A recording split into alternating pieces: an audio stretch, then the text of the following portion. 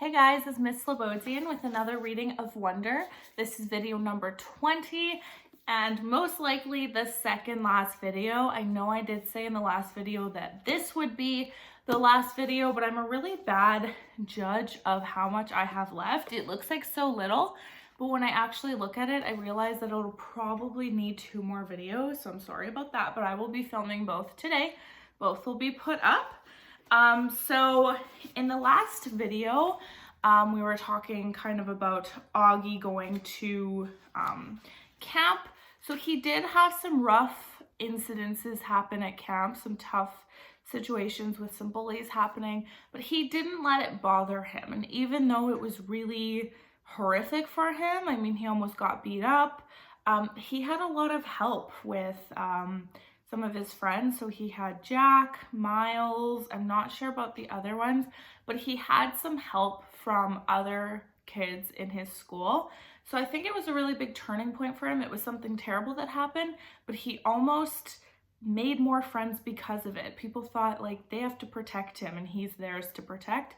So it's almost like he got some more friends out of it. So it was kind of a bittersweet thing. But he did enjoy his time at camp despite that happening. So that's really good that his first time sleeping somewhere other than home was a positive one for the most part. And we ended off on page 280 with Augie's sister Via and his dad coming in the door with a new puppy. So that's how we ended off. And I'm going to start there today with the chapter called Bear, and it is on page 281. We called the puppy Bear because when Mom first saw him, she said he looked just like a little bear cub. I said, that's what we should call him. And everyone agreed that that was the perfect name. I took the next day off from school, not because my elbow was hurting me, which it was, but so I could play with Bear all day long. Mom let Via stay home from school too, so the 2 of us took turns cuddling with Bear and playing tug-of-war with him. We had kept all of Daisy's old toys, and we brought them out to see which ones he would like best. It was fun hanging out with Via all day, just the 2 of us. It was like old times, like before I started going to school. Back then, I couldn't wait for her to come home from school so she could play with me before she started her homework. Now that she was older though, I'm going to school and have friends of my own that I hang out with, we never do that anymore. So it was nice hanging out with her, laughing and playing. I think she liked it too. Okay, that was a really short chapter. The next chapter is called The Shift, and it is on page 282. When I went back to school the next day, the first thing I noticed was that there was a big shift in the way things were. A monumental shift. Maybe even a cosmic shift. Whatever you want to call it, it was a big shift. Everyone, not just people in our grade, but every grade, had heard about what had happened to us with the 7th graders. So suddenly, I wasn't known for what I had always been known for, but for this other thing that had happened. And the story of what had happened got bigger and bigger each time it was told. 2 days later, the way the story went was that Amos had gotten into a major fistfight with this kid, and Miles and Henry and Jack had thrown some punches at the other guys too. And the escape across the field became a whole long adventure through a cornfield maze and into the deep, dark woods. Jack's version of the story was probably the best because he's so funny. But in whatever version of the story, and no matter who was telling it, 2 things always stayed the same. I got picked on because of my face, and Jack defended me. And those guys, Amos, Henry, and Miles, protected me. And now that they'd protected me, I was different to them. I was like one of them. They all called me little dude now, even the jocks. These big dudes I barely knew before would knuckle punch me in the head in the hallways. Another thing to come out of this was that Amos was super popular with Julian. Because he missed the whole thing, he was really out of the loop. Miles and Henry were hanging out with Amos all the time now, like they switched best friends. I'd like to be able to say that Julian started treating me better too, but that wouldn't be true. He still gave me dirty looks across the room. He still never talked to me or Jack, but he was the only one who was like that now. And me and Jack, we couldn't care less.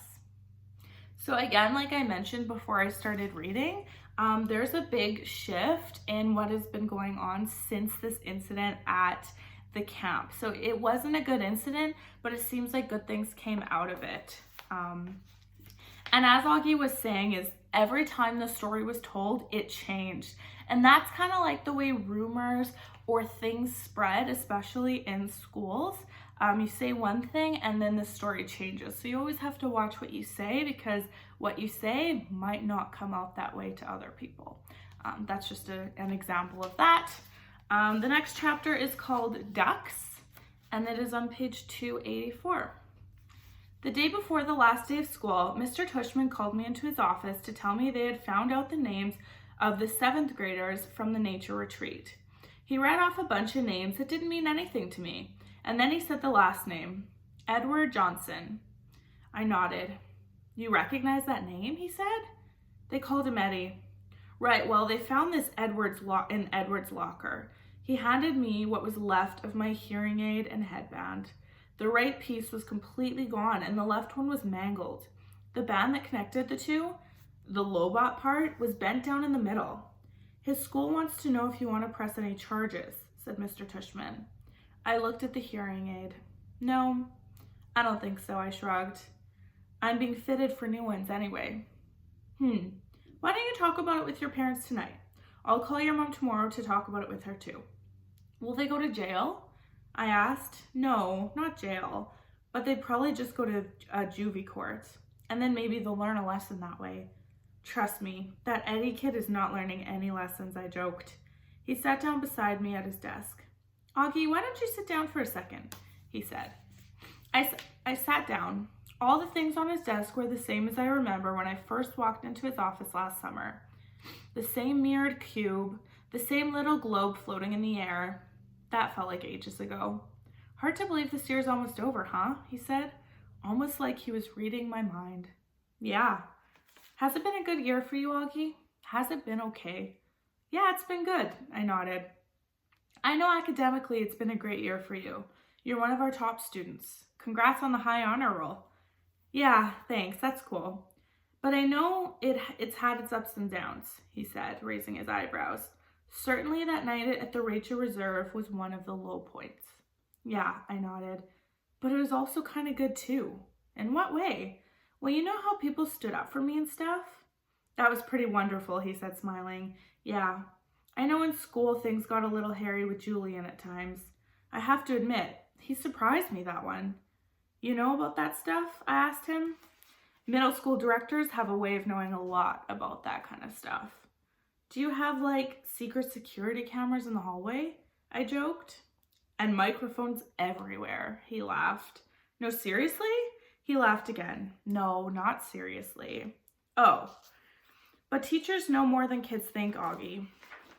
I wish you and Jack had come to me about the mean notes that were left in your lockers. How do you know about that? I said. I'm telling you, middle school directors know all. It wasn't that big of a deal, I answered. And we wrote notes too. He smiled. I don't know if that's public yet, he said, though it will be soon anyway. But Julian Albans is not coming back to Beecher Prep next year. He smiled. Oh, sorry, what? I said. I honestly couldn't hide how surprised I was. His parents don't think Beecher Prep is a good fit for him. Mr. Tushman continued, raising his shoulders. Wow, that's big news, I said. Yeah, I thought you should know. Then suddenly I noticed the big pumpkin portrait that used to sit behind his desk was gone, and my drawing, my self-portrait as an animal that I drew for the New Year's art show, was now framed and hanging behind his desk. Hey, that's mine, I pointed. Mr. Tushman turned around like he didn't know what it was. Oh, that's right, he said, tapping his forehead. I've been meaning to show you for months now. My self-portrait as a duck, I nodded. I love this piece, Augie, he said. When your art teacher showed it to me, I asked her if I could keep it on my wall. I hope that's okay with you. Oh yeah, sure. What happened to the pumpkin portrait? Right behind you. Oh yeah, nice. I've been meaning to ask you since I hung this up, he said, looking at it. Why did you choose to represent yourself as a duck? What do you mean? I answered. That was the assignment. Yeah, but why a duck? He said. Is it safe to assume that it was because of the story of, The duckling that turns into a swan? No, I laughed, shaking my head. It's because I think I look like a duck. Oh, said Mr. Tushman, his eyes opening wide. He started laughing. Really? Huh. Here I was looking for some symbolism and metaphors, and sometimes a duck is just a duck. Yeah, I guess, I said, not quite getting what he thought was so funny. He laughed to himself for a good 30 seconds. Anyway, Augie, thanks for chatting with me, he said. Finally, I want you to know that it's truly a pleasure having you here at Beecher Prep, and I'm really looking forward to seeing you next year. He reached across the desk and shook my hand. See you tomorrow at graduation. See you tomorrow, Mr. Tushman. Okay, the next chapter is called The Last Precept, and it is on page 288.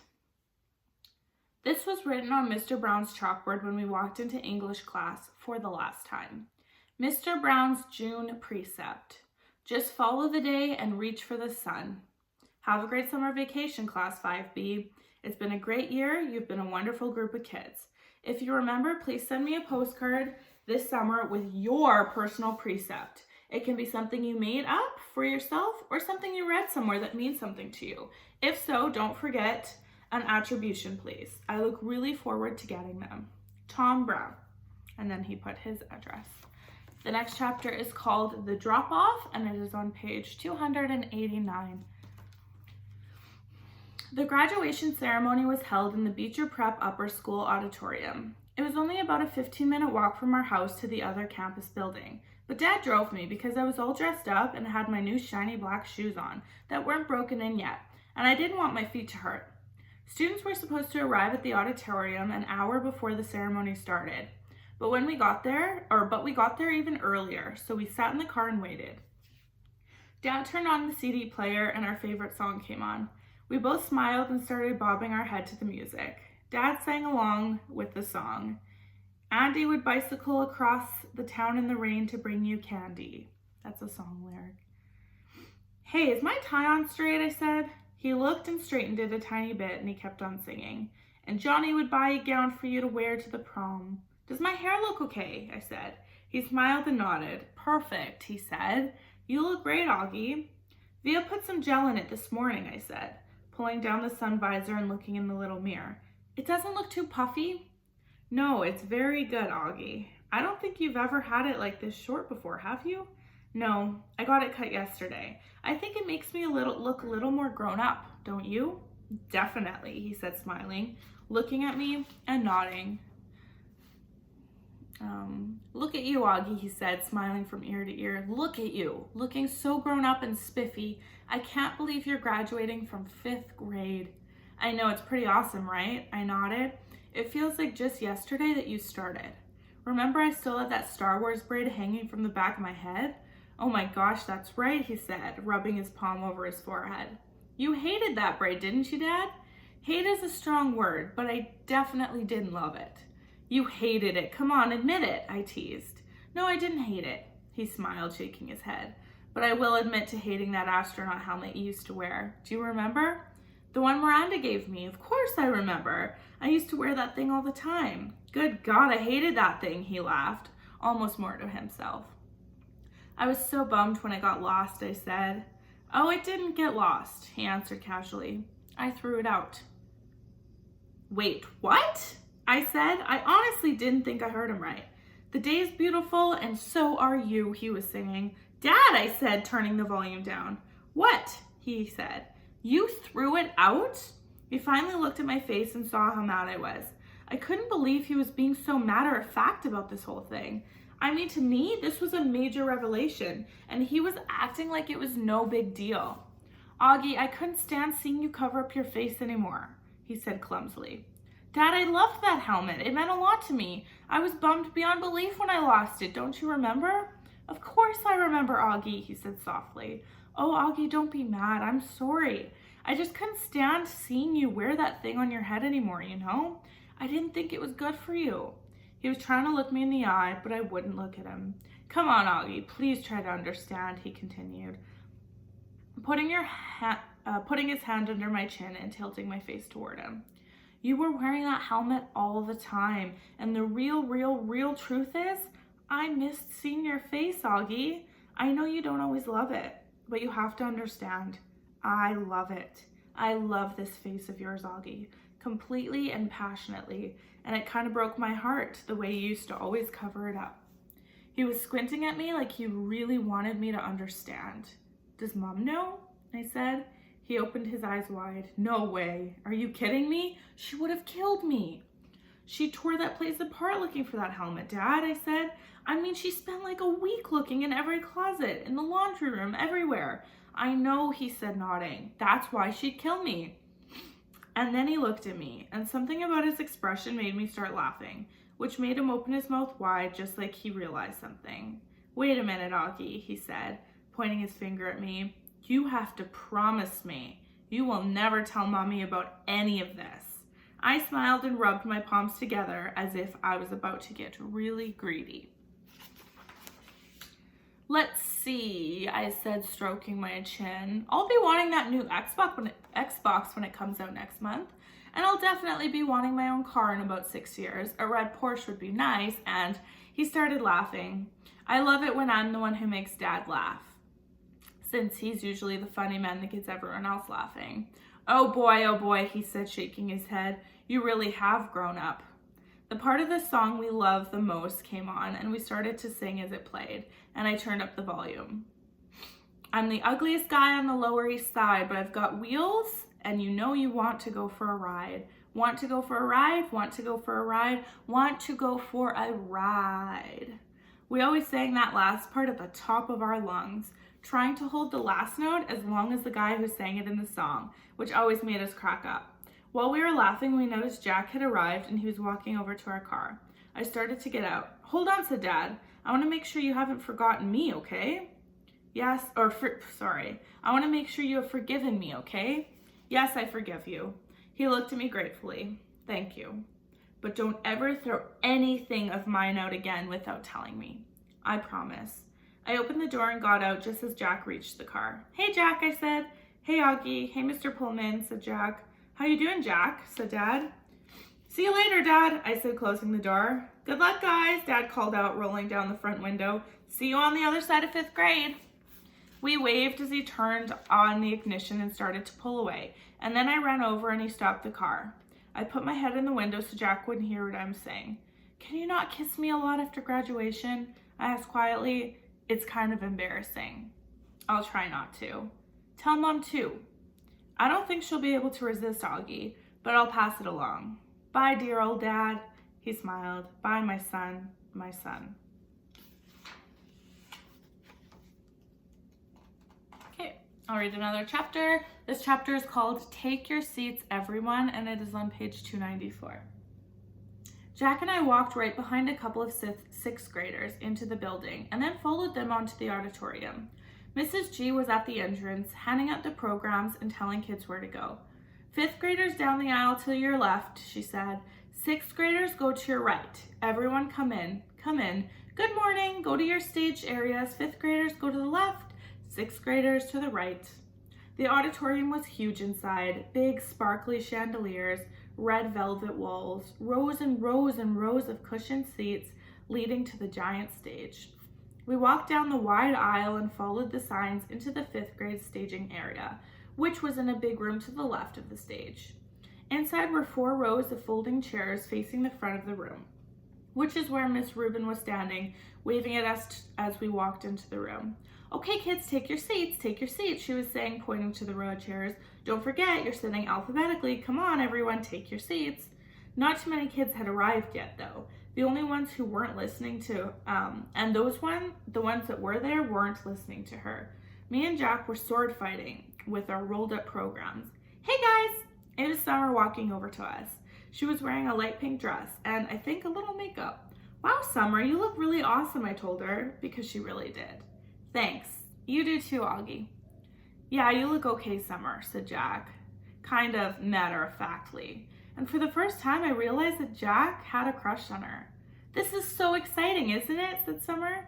Yeah, kind of, I answered, nodding. Oh man, look at this program, said Jack, scratching his forehead. We're going to be here all frickin' day. I looked at my program. Headmaster's opening remarks, Dr. Harold Jansen, middle school director address, Mr. Lawrence Tushman.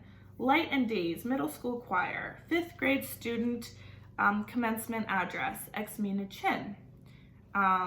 Perishable Canon in D, middle school chamber music ensemble, 6th grader student address, Mark Antoinac. Under Pressures, middle school choir, middle school STEAM address, Mrs. Jennifer Rubin. Awards presentation, CBAC. Roll call for names. What do you think of that? I asked. Because Ms. Johnson's speeches go on forever, said Jack. He's even worse than Miss Tushman. My mom said that she dozed off while he spoke last summer. Summer added. What's the awards presentation? I asked. That's where they give medals to the biggest brainiacs, Jack answered. Which would mean Charlotte and Xmina will win everything in 5th grade, just like Charlotte won everything in 4th grade and in 3rd grade. Not in 2nd grade, I laughed. They didn't give awards out in 2nd grade, he answered. Maybe you'll win this year, I joked. Not unless they give awards for the most C's, he laughed. Everyone take your seats. Miss Rubin started yelling louder and louder now, like she was getting annoyed that nobody was listening. We have a lot to get through, so take your seats.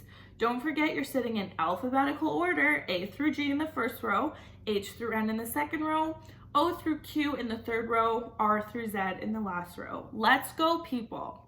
We should go sit down, said Summer, walking toward the front section. You guys are definitely coming over to my house after this, right?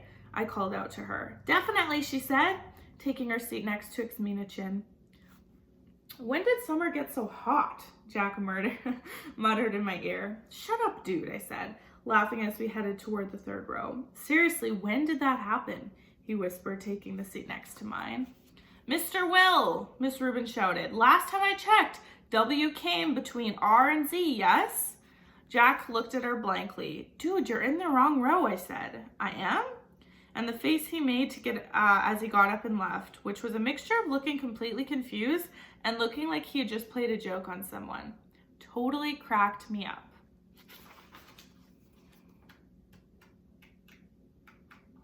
Okay, I'm gonna read one more chapter. It's quite long, and then the next video I'll finish the book off. This chapter is called A Simple Thing, and it is on page 298.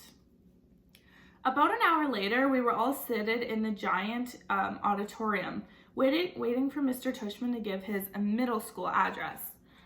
The auditorium was even bigger than I imagined it would be, bigger than any one at Via School. I looked around and there must have been 1 million people in the audience. Okay, maybe not 1 million, but definitely a lot. Thank you, Headmaster Jansen, for those kind words of introduction, said Mr. Tushman, standing behind the podium on the stage as he walked to the microphone. Welcome, my fellow teachers and members of the faculty. Welcome, parents and grandparents, friends and honored guests, and most especially, welcome to my 5th and 6th grade students. Welcome to Beecher Prep Middle School graduation ceremonies. Everyone applauded.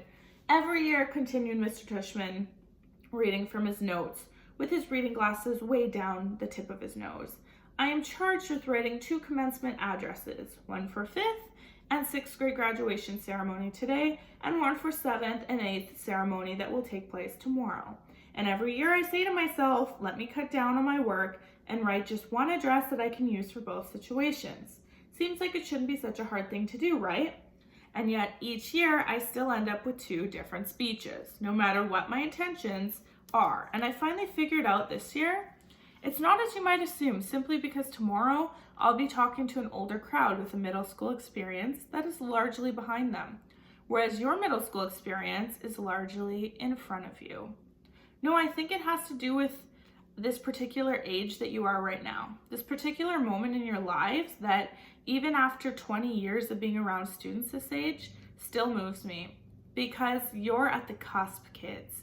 You're at the edge between childhood and everything that comes after. You're in transition.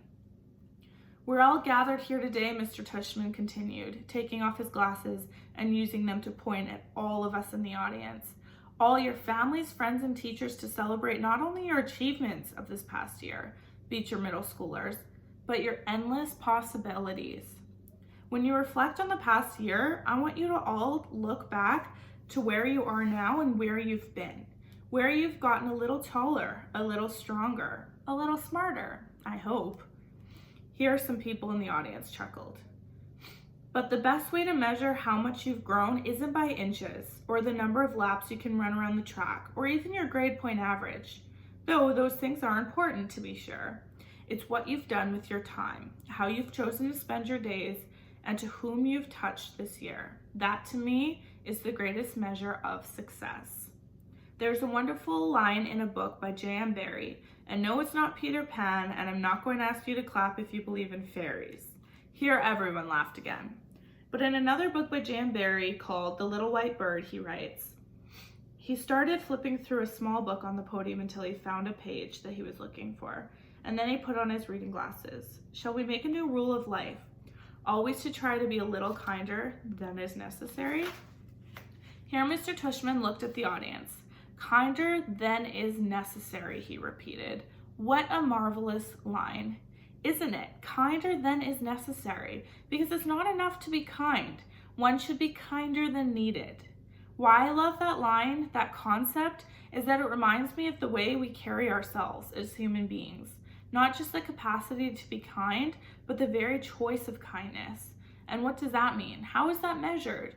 You can't use a yardstick. It's like I was saying before, it's not exactly measuring how much you've grown in a year. It's not exactly quantifiable, is it? How do we know we've been kind? What is being kind anyway? He puts on his reading glasses again and starts flipping through another small book. There's another passage in a different book I'd like to share with you, he said, if you'll bear with me while I find it. Here we go. In Under the Eye of the Clock by Christopher Nolan, the main character is a young man who is facing some extraordinary challenges. There's one part where someone helps him, a kid in his class. On the surface, it's a small gesture, but to this young man, whose name is Joseph, it's, well, if you'll permit me, he cleared his voice and read from the book. It was at moments such as these that Joseph recognized the face of God in human form. It glimmered in their kindness to him. It glowed in their knees. It hinted in the caring. Indeed, it caressed in their gaze. He paused and took off his reading glasses again. It glimmered in their kindness to him, he repeated, smiling. Such a simple thing, kindness. Such a simple thing. A nice word of encouragement given when needed, an act of friendship, a passing smile. He closed the book, put it down, and leaned forward on the podium. Children, what I want to impart of you today is understanding of the value of that simple thing called kindness. And that's all I want to leave you with today. I know I'm kind of infamous for my super long speeches. Here everyone laughed again. I guess he was known for his very long speeches. But what I want you to know, my students, to take away from your middle school experience, he continued, is that sure knowledge that if in the future that you make for yourselves, anything is possible. If every single person in this room made it a rule that whatever they are, whenever you can, you will try to act a little kinder than is necessary, the world really would be a better place. And if you do this, if you act just a little kinder than is necessary, someone else, somewhere, someday, may recognize in you, in every single one of you, the face of God. He paused and shrugged. Or whatever politically correct spiritual representation of universal goodness you happen to believe in, he quickly added, smiling, which got a lot of laughs and loads of applause, especially from the back of the auditorium where the parents were sitting. Okay, so that was kind of an interesting little part there, especially when Mr. Tushman was talking about Joseph, who befriended somebody. It kind of sounded a lot like Jack Will befriending Augie. I made that connection. I'm not sure if you did. I don't know if that's why he did it, but I think that was a really nice speech and something people do need to live by. And I think is the whole premise of this book is to be kind, and it's really not that hard to ask for. It's really not that hard to do, but it would make a world of a difference if everyone just was a little bit kinder. So I really liked that part. I will be doing one more video. This time I'm actually serious. One more video. I have very, very little left. Like, it's gonna be probably a pretty short video. So I will film that right after this one, and then we're gonna be done. I'm curious how it's gonna end. I'm wondering if Augie's gonna get any awards. Kind of thinking that he might. We know he has really good grades and he's on honor roll, but I'm not sure. I haven't read this before, so we'll see. I hope you enjoyed this, and I hope you're looking forward to it ending. Maybe watching the movie after. I know that's what I'm gonna do. So I will see you in the next video. Have a good day.